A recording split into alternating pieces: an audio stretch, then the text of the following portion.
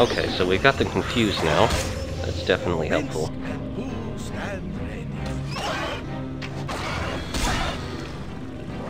Hey, reinforcements are coming!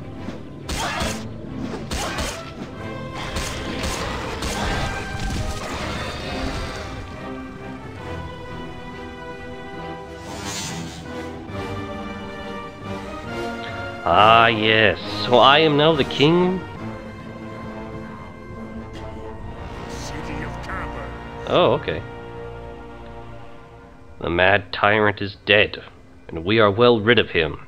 May Sekolah gnaw upon his bones for an eternity. You have done our people a great service, human. Greater perhaps than you even know. With Ixotecoatl dead, the exiles can now return to the City of Caverns, where once our people grew weak, now they can become strong again. Their blood will return to mix with the old, and only together can we protect our city from the advances of the illithid and the drow. Ixotecoatl was too mad to see what he was doing. And now the City of Caverns is saved. The prophecy is completed, even if not quite the way the Pale Eel thought it would be, eh? We owe you a debt, human. We are unfamiliar with your kind, but you are welcome amongst us. And you did more than was asked, bearing the brunt of the battle. For that I give you the first spoils of war. Take this treasury key from Ixotecoatl's corpse. Use it to enter the city treasury, and take what you will.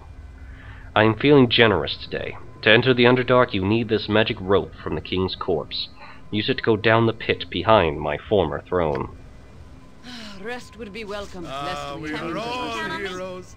You and Boo and I, hamsters and rangers everywhere. Rejoice! Oh, what a mess.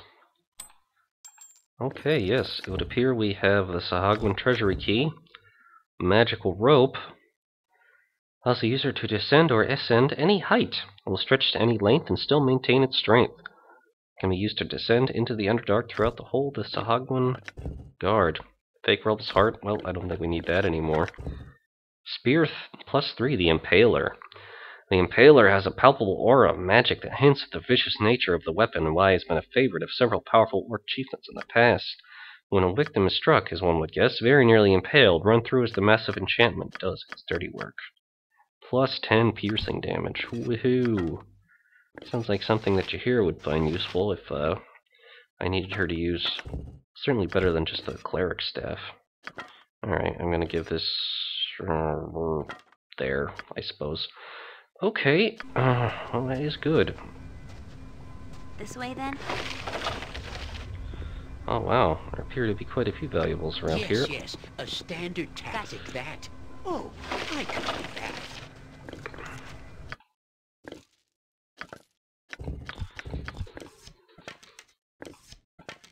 Howard Stun proving invaluable in that fight. Fire Shield Blue. Oh, he already has that spell.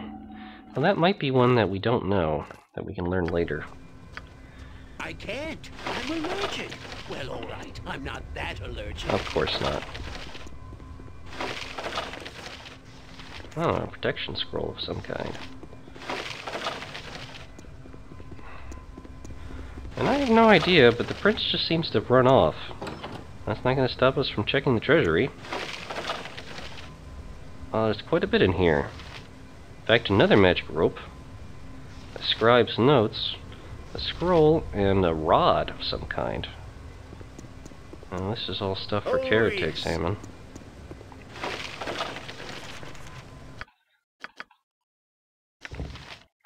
Goodness, now we have 2 magic ropes. What are we going to do with all these magical ropes? Protection from the elements. Well, we'll have to look at that later. And a note. The scroll seems to be a collection of stories about great wars of the Sahuagin. They mention planned offensives against land dwellers all along the Sword Coast, as well as tales of past offensives. The Sahuagin appear to be a particularly warlike race, constantly planning full-fledged invasions of the shores, but rarely following through due to incessant infighting. The events that you've seen in this particular settlement would seem to bear that out. An interesting insight into Sahuagin culture. Interesting. Rod of Lordly Might, also called the Wrath of 3 Kings, though not associated with any named king in particular. This rod was likely made in 1090 DR. It saw use during the Battle of the Bones, but for which side is uncertain, as it found amongst the dead after a large skirmish. 3 buttons unlock the rod's magic. The first transforms it into a fearsome enchanted mace, the second a hypnotic flaming blade, the third a barbed spear. Only warriors can properly use its exotic mix of weaponry. It can be used to change into a +2 mace, a +1 flaming longsword, or a +3 spear. Usable only by warriors. Well, that is fairly interesting. Would Minsk actually want it? +2 bludgeoning weapon. +3 spear. I don't know. Why not? Sure, you can carry it around. Maybe he'll get some use out of it sometime, somehow.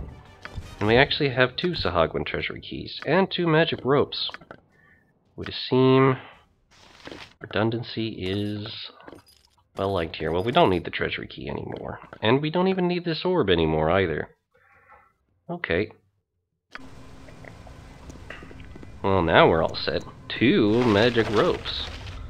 We can definitely get out of here now. I am most grateful, Surfacer. My people shall thrive now that we exiles have been restored. We shall not have to flee from the drought to the black depths of the ocean. I shall take my mother's place and be the high priestess for Philinati as he restores the city of caverns. You have done well, human. May Sekolah bless you with strength for your service to us. Oh, I'm getting sleepy. I thought as much. Ah, this reminds You me point, of the turnip I punch. sellers.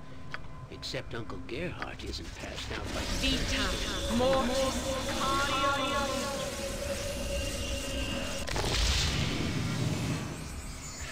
I fear the pace we have set You is need, I too think much we for make a fine partnership. Like Well, it's time to do some healing.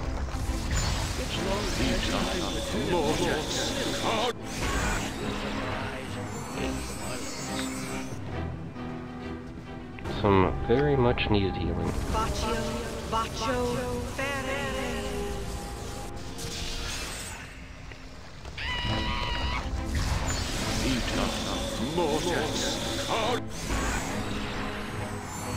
ready and able.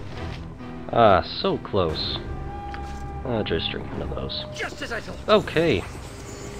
There's the prince running around. How you doing there? You shall always be welcome in the city of caverns, surface creatures.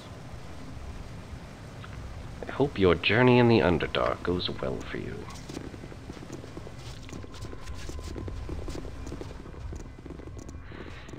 Well, you gotta admit, unlike the Mad King, he's certainly a lot more civil than him. And it would appear now we have a way out of here. Which is a damn nice thing to have. All the way over here, and we can use the magic rope to descend into the Underdark. Certainly has been a dramatic little adventure here in the City of Caverns. Certainly a beautiful place.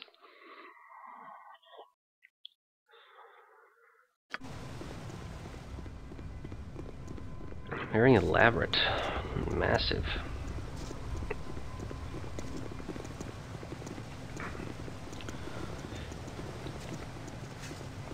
And even though we have plenty of attack magic left at our disposal, we've exhausted a lot of our spell protections, and we've been going for quite some time. Everyone is exhausted at this point.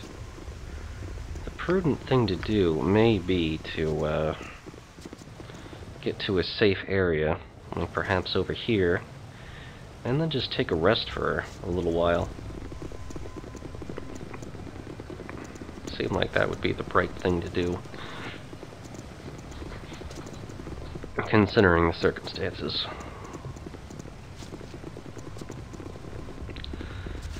So I do believe that is what we will do. Hey, I don't think the City of Caverns looks that bad. Okay then. Well, let's go into the Underdark, shall we?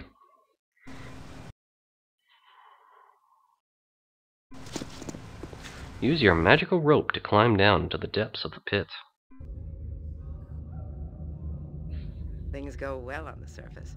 The temple of their false god has been defiled. I am pleased. My revenge will soon come. We did not act for your benefit, Irenicus, though you did offer some interesting opportunities. Yes, Matron Mother. Excuse my careless words. Our first prisoners arrive, Matron Mother. These two rank high among the surface scum, Matron. What is to be their fate? Their presence sickens me. Kill them. Perhaps it would be better to interrogate them first. Journalist, what are you doing with these monsters? You are on a... An odd way to question, Irenicus. Did you not like his tone? I reconsidered, Matron. Your command was the wiser.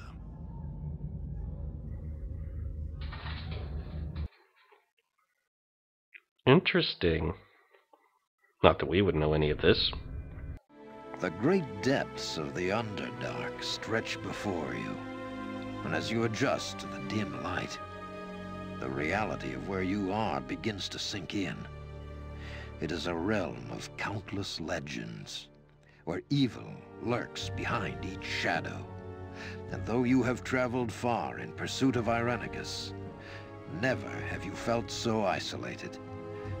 As black as your situation may have seemed, it somehow grows darker still. Oh dear.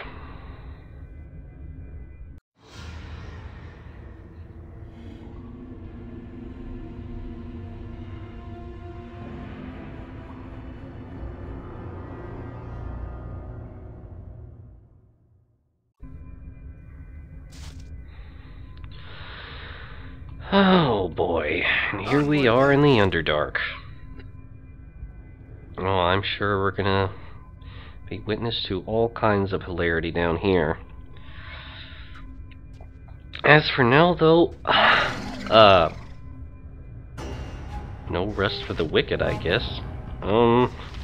Nature, take the life she gave! Take that, turnip-eating scum!